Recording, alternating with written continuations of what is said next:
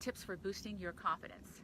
All right, a good one is do something that you're afraid to do. Okay, like this. You know, is it really natural for me to be on Facebook Live? Well, obviously I like to talk, but it still is a challenge for me. Every day, if you could figure out something that you can do that's fearful, and just like Brian Tracy's book, which I love, and I shared it with my entire team, called Eat That Frog. That means eat your frog, the biggest frog you have in the that day. Take care of it first thing in the morning. And so maybe your fear is to confront a client, confront someone in your life. It's, to exercise. You don't, really want to do that. You just do it first thing in the morning. Get it over with, because you're going to feel so proud of yourself. So I would say, do fearful things. I've always been a little bit too much adventurous.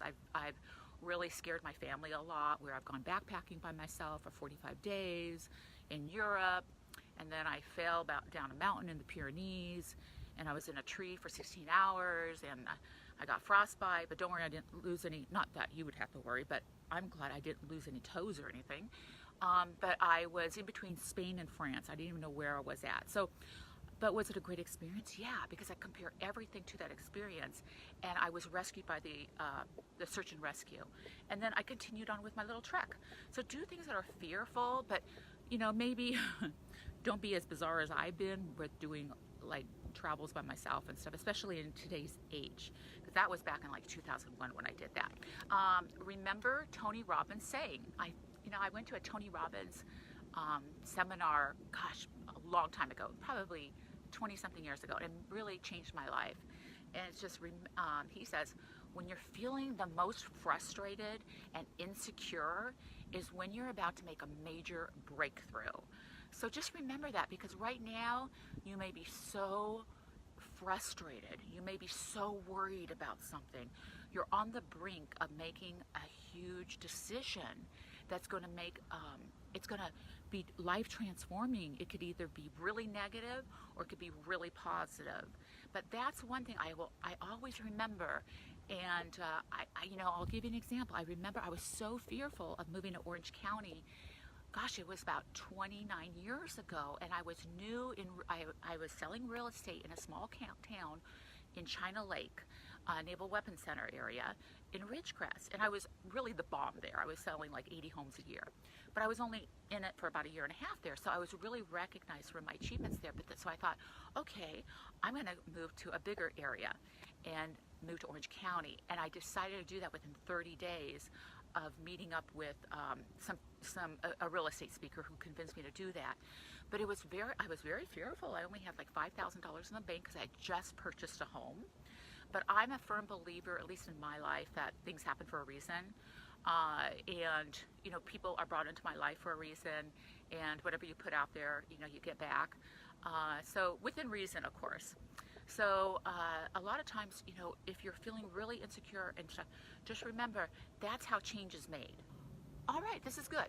Always be questioning your inner critic. Boy, at least my inner critic can be, in the past, has really been tough on myself. I mean, I don't just set goals. I mean, I set like really big goals. So I've learned, as I've gotten older, I've gotten wiser, but set more realistic goals. Set, goals that are, achieve this goal in 90 days, and then set this goal in, the next 90 days. It doesn't mean you don't set goals like 5 years from now, 20 years from now. I think that's really important as well. But one thing I could tell you is that you're setting yourself up for failure if you're setting them up too high. And then, but with your inner critic, we're all talking negative talk, and the studies show, and I don't have the studies right in front of me, but I think 80% of what our self-talk is, I think it's even higher than that, is criticism about ourselves. So be just aware of that, and acknowledge all your positive things that you do. So every time you do something great, even if it's I count my blessings all the time, and if I just I'm up in the morning, and I'm like, yeah, I'm out of bed at 5 a.m. or 4:30, whatever I set that alarm to. and you get your exercise done, embrace that, be good. And if you do something wrong, hey, remember, everyone does something wrong. Everyone makes mistakes. I am making mistakes constantly, and hopefully I'm learning. I know I'm learning from them, but I admit to the mistakes, and then I just move forward.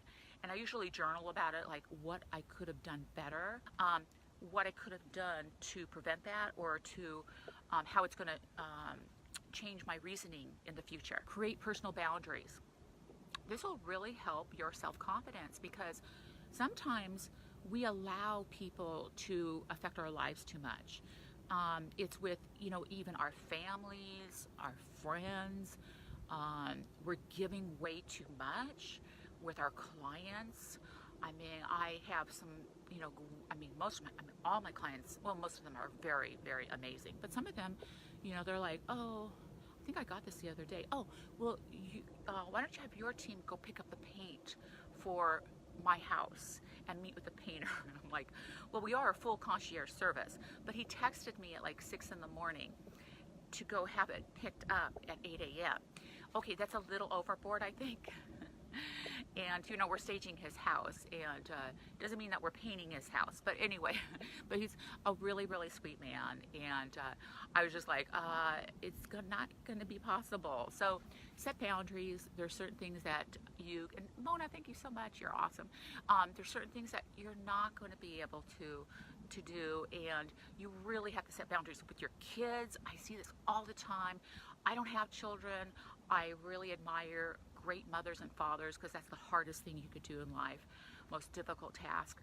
So, don't let them get away with things. When I go, I see families all the time where I can see, what kids have gotten away with a lot of things, because I do a lot of luxury properties, but I do, all different price ranges, and then they get away with everything in life. They think they can. So set those boundaries, like, no, this is my time. I'm getting an hour a day to myself, and then, you just need to do what you're going to do. Of course, you can't do that with a baby, of course, but all right. Another thing is, well, exercise is a given.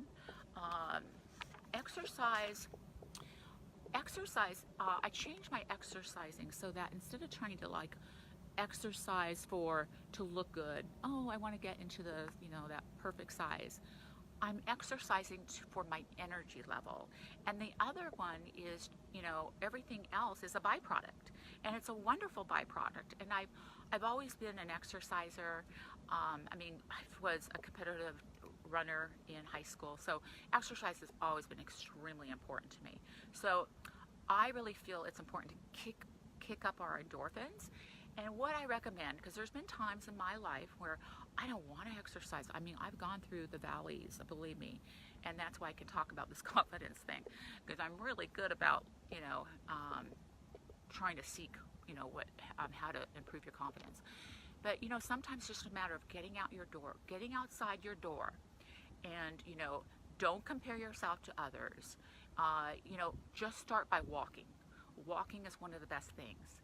And then, like with me, I ran a couple marathons. And of course, running has been my background, but I was kind of out of shape when I decided to do my first marathon. So maybe set a goal of something like just a 5K, and you could walk it. You don't have to run it if you're older and you have bad knees or anything like that.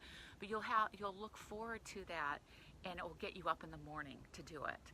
And maybe start out with 2 minutes of walking, 2 minutes or 1 minute of running, 2 minutes of walking, and then you build yourself up to running if that's something you want to do. Smiling is one of the most important things. So, I remember reading a book. It was Brian Tracy, and it was when we had cassette tapes 20-something years ago. And when I first got in real estate, I had to build up my confidence. So I was listening to cassette tapes in my car every time I was driving and everything.